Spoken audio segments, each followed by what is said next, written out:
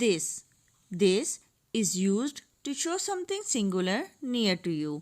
वो चीज़ जो करीब हो और एक हो उसकी तरफ इशारा करने के लिए हम वर्ड दिस का इस्तेमाल करते हैं.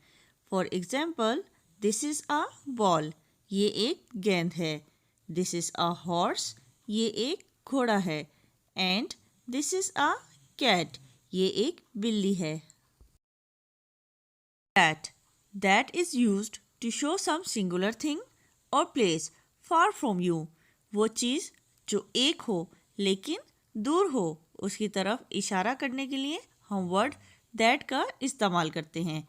For example, that is a doll, वो एक गुड़िया है. दैट इज़ अ कार, वो एक गाड़ी है. And that is a rat, वो एक चूहा है. It is used to indicate something small. छोटी छोटी चीज़ों की तरफ इशारा करने के लिए हम वर्ड इट का इस्तेमाल करते हैं. For example, it is an egg, ये एक अंडा है. इट इज़ अ स्पून, ये एक चम्मच है. And it is a book, ये एक किताब है. These is used to show more than one thing, place or person near to you. वो शख्स, चीज़ या जगह जो करीब हो लेकिन एक से ज़्यादा हो उनके लिए वर्ड दीज का इस्तेमाल किया जाता है. वो चीज़, शख्स या जगह जो हमारे करीब हो लेकिन एक हो उसके लिए हम दिस का वर्ड इस्तेमाल करते हैं. और जो एक से ज़्यादा हो उनके लिए हम दीज का वर्ड इस्तेमाल करते हैं.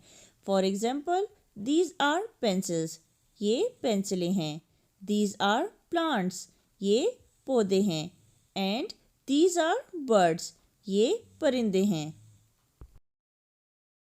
Those is used to show more than one thing, place or person far from you.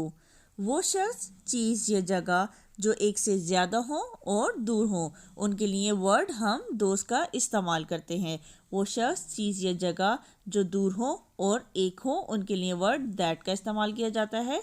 और वो शख्स, चीज़ या जगह जो दूर हो और एक से ज़्यादा हो उनके लिए वर्ड दोज का इस्तेमाल करते हैं.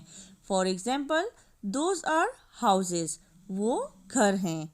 दोज आर बॉयज़, वो लड़के हैं. एंड दोज आर ट्रीज, वो दरख्त हैं.